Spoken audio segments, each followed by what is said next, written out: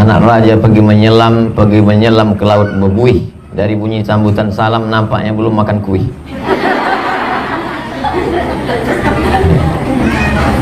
Sama-sama kita hormati Umi, Mama, istri saya, ibu-ibu semua yang hadir, insyaallah dimuliakan Allah Subhanahu wa taala. La yudkhilal jannata ahadakum amaluhu. Kamu tidak masuk surga karena amalmu. Kita masuk surga bukan karena bacaan Yasin kita ini. Masuk surga bukan karena kita pengajian nih. Tapi jangan gara-gara ini Jumat berdepan tak ada lagi datang. Lalu ditanya, mana jamaah semuanya? Kami sangka ikut pengajian itu masuk surga Pak Ustaz. Rupanya Ustaz bilang tak masuk surga. Bagus kami tak usah ngaji. Kita masuk surga karena rahmat Allah. Dan rahmat Allah itu diperoleh dengan mengaji. Nanti ada pengajian di musola ikut, pengajian di masjid ikut, dimanapun pengajian ikut. Tak tahu kita entah dari mana rahmat Allah itu turun. Wa idza quri'al Qur'an, kalau Quran dibacakan, fastami'u lahu, dengar baik-baik. Wa ansitu, dengarkan. La'allakum turhamun, turun rahmat Allah Subhanahu wa taala. Baca Yasin di majelis, turun rahmat. Baca Yasin di rumah, turun rahmat. Baca Yasin di kamar, turun rahmat. Baca Yasin di toko, turun rahmat. Macam buah, kalau tidak dijolok dia tak jatuh. Cara menjoloknya itu adalah dengan membaca Al-Quran. Kenapa mesti Yasin dibaca? Karena likulli syai'in qalbun, segala sesuatu punya hati. Wa qalbul Quran Yasin, hatinya Al-Quran itu adalah Yasin. Kalau sudah dapat hatinya, yang lain mengikut. Pertama kali yang perlu diraih itu hatinya. Kalau sudah dapat hati tetangga itu, maka insya Allah lontong sayurnya besok pagi ngikut. Kalau sudah dapat hatinya, maka yang lain akan mengikut. Hatinya Al-Quran adalah Yasin. Jangan merasa kita masuk surga karena amal kita. Kalau ada orang merasa masuk surga karena amalnya, berarti dia sombong. Orang yang sombong tak masuk surga. La yadkhulul jannah, tak masuk surga, man kana fi qalbihi, siapa yang dalam hatinya mithqal habbatin min khardalin min kibrin, ada sombong walaupun sebesar biji sawi. Apakah niat itu mesti kita ucapkan di mulut? Aku berniat datang ke majelis taklim karena lillahi ta'ala. Dalam hati aja sah. Tapi kenapa kami Pak Ustadz waktu sholat itu kami ucapkan usolli fardul asri adaan ma'muman, usolli fardul asri arba'a raka'atin adaan ma'muman. Kenapa diucapkan di mulut? Karena hati berbolak balik. Habis berwudu, rupanya belum azan. Sempat pula nonton TV sebentar, nampaklah artis. Kacau hati tadi. Maka hati yang berbolak-balik tadi dihalau, dia diusir dengan niat yang diucapkan di mulut tadi. Jadi kalau ada orang sholat tidak diucapkannya niatnya di mulut, Allahu Akbar, sah apa tak sah?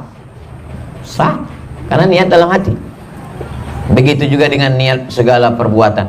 Jadi ibu tak perlu berniat, aku berniat mau belanja pagi ini karena sin 2 kilo jengkol, petai, dan ubi tumbuk. Jadi di mana letak niat itu Pak Ustaz? Niat itu letaknya mahallun niyati al-qalbu. Letak niat adalah qalbu. Jangan kalbu. Qalbu, pakai qaf. Qalbu artinya hati. Kalau kalbu anjing. Nah, ini bahasa Arab. Insyaallah malam habis maghrib ke isya di sini mengaji anak-anak. Ibu yang punya anak-anak batas umurnya 15 tahun. 15 tahun lebih 2 hari boleh. Yang pula boleh. Kecuali Sabtu malam Ahad dengan Ahad malam Senin, supaya dia tahsin dan tahfiz. Berniat baik karena Allah Subhanahu wa ta'ala. Oh, Ustaz ini menceramahi orang aja. Jangan-jangan dia yang berceramah ini pun niatnya tak baik. Makanya sebelum kesini tadi saya berusaha niat baik. Ya Allah, luruskanlah niatku ini supaya jangan sampai, ya, was ceramah dulu ya. supaya jangan sampai rusak hati ini karena macam-macam. Bisa hati itu berubah-ubah Pak Ustaz ya. Yusbihu mu'minan wa yumsi kafiran. Paginya beriman, petangnya bisa jadi kafir. Itulah maka kita disuruh selalu memperbaiki hati. Subuh, habis subuh duha, habis duha zuhur, habis zuhur asar, habis asar maghrib, habis maghrib isya, sebelum isya bismika Allahumma ahya wa amut, malam bangun tidur alhamdulillahilladzi ahyana ba'da ma amatana wa ilaihin nusyur. Itu semua dilakukan untuk memperbaiki hati. Mudah-mudahan dengan kajian petang Jumat hati kita dijaga Allah Subhanahu wa taala. Senantiasa berniat baik, anak-anak ibu, keluarga semuanya baik. Kalau ibu nih baik, suaminya insya Allah ikut baik, anaknya insya Allah ikut baik, masyarakat kita ini pun semua insya Allah ikut baik-baik semua. Sesudah kita belajar, kita sampaikan. Ibu mungkin tidak ustazah, tidak mengasih pengajian, tapi ibu kan punya jamaah di rumah. Nanti malam habis sholat isya, kumpulkan jamaah ibu, bapak, anak pertama, anak kedua. Apa kabar jamaah? Sehat kalian semua? Ini ada yang mau kusampaikan ini dari Ustaz Somad tadi. Adab menuntut ilmu ini kata Ustaz tadi ada 7, tapi sudah sampai ke rumah ini cuma 3 lagi yang kuingat. Yang 4 itu ketinggalan di jalan. Nah, sampaikanlah. Kalian mesti ikhlas. Yang kalian macam-macam sama aku yang masak di rumah nih. Kalau tak ku masak kan lapar kalian. Jadi pernah saya ceramah di Pasir Pangarayan, di BPN, Badan Pertanahan Nasional. Selesai acara pengajian ada satu bapak angkat tangan. Ustaz Somad, ada yang mau saya tanya ini. Dalam kitab tafsir Ibnu Katsir juz sekian halaman sekian pojok sebelah kanan. Saya nih Ustadz. Saya heran, dia pegawai BPN kok dia bilang Ustadz, tapi di rumah saya gitu. Jamaah saya 1,5. Kok 1,5 Pak? Anak saya habis sholat subuh saya suruh dengar, istri saya sambil masak. Kadang-kadang dia datang, kadang-kadang dia pergi.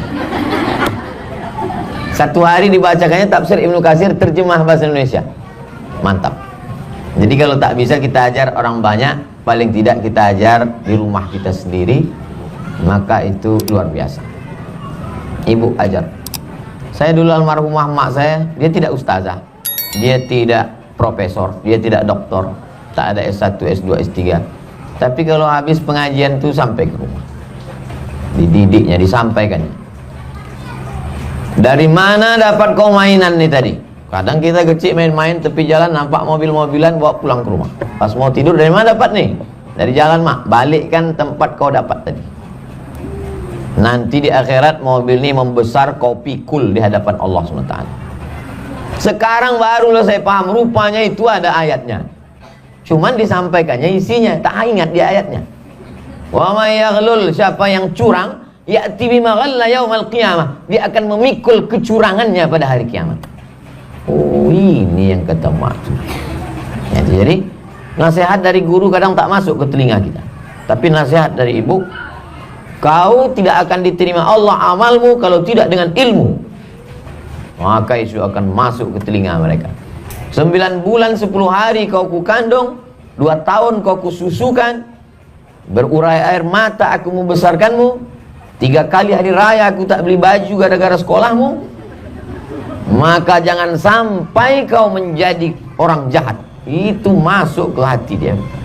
Jadi cakap ibu luar biasa. Walaupun ibu bukan ustazah, mencari ilmu untuk diamalkan, karena amal yang tidak didasari ilmu tak diterima Allah Subhanahu wa taala. 3 orang bertaubat. Taubat ini baik apa tak baik? Baik. 3 orang bertaubat, sholat, Allahu Akbar, pas sedang khusyuk-khusyuknya jatuh tikus dari atas. Kantui gitu. kata imam tuh. Kata makmum yang di belakang, makmumnya 2 orang. Kata imam yang satu lagi ketawa, yang satu lagi makmumnya ketawa. Kiki kata dia ketawa. Kata yang satu lagi, untung aku tak ketawa. 3-tiganya batal. Yang imam tuh batal karena keluar satu kata dari mulutnya. Yang makmum tuh batal yang pertama tuh karena ketawa. Makmum yang kedua tuh batal karena bercakap. Betapa orang yang niatnya baik kalau tak berilmu ternyata amalnya tak betul. Maka tujuan kita mengaji adalah mencari ilmu. Mencari ilmunya ada batasnya, ada. Batas mencari ilmu adalah liang lahat. Utlubil ilma, tuntutlah ilmu minal mahdi ilal lahdi. Saya kemarin dari Sumatera Selatan, ibu kotanya Palembang. Dari Palembang mau ke Pagar Alam. Dari Palembang ke Pagar Alam nih lewat satu kota namanya Lahat. Seumur hidup baru itulah saya ke Lahat. Tapi bukan liang lahat. Karena yang liang lahat tuh bahasa Arabnya pakai dal. Utlubil ilma minal mahdi ilal lahdi. Kalau yang di Palembang tadi lahat pakai T. Itu maka kalau kita bercakap atau menulis baca tengok huruf nih penting. Huruf nih pun ilmu. Abu Lahab, apa ujungnya itu? B.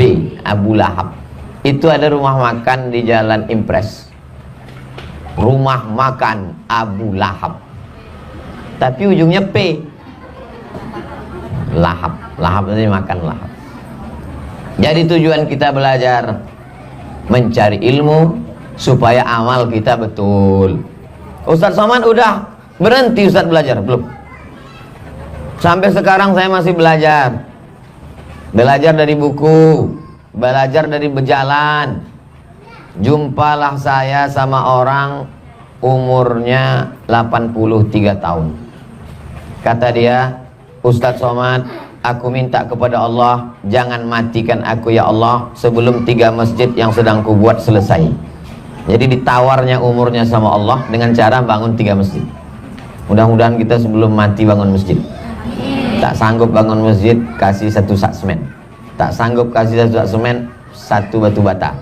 Tak sanggup batu bata, lebih kecil dari batu bata, batu kerikil. Kerikil pun tak sanggup, kasih pasir. Pasir pun tak sanggup, mati aja.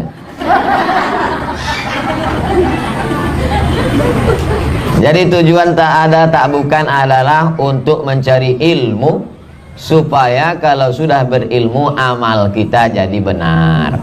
Karena tak cukup hanya sekedar niat baik. Bu, tadi ku tengok solat asar ibu 2 rakaat. Yang penting niat baik. Oh, tak bisa. Ibu kenapa nggak pakai jilbab, Bu? Yang penting hati kita baik. Mana yang lebih baik?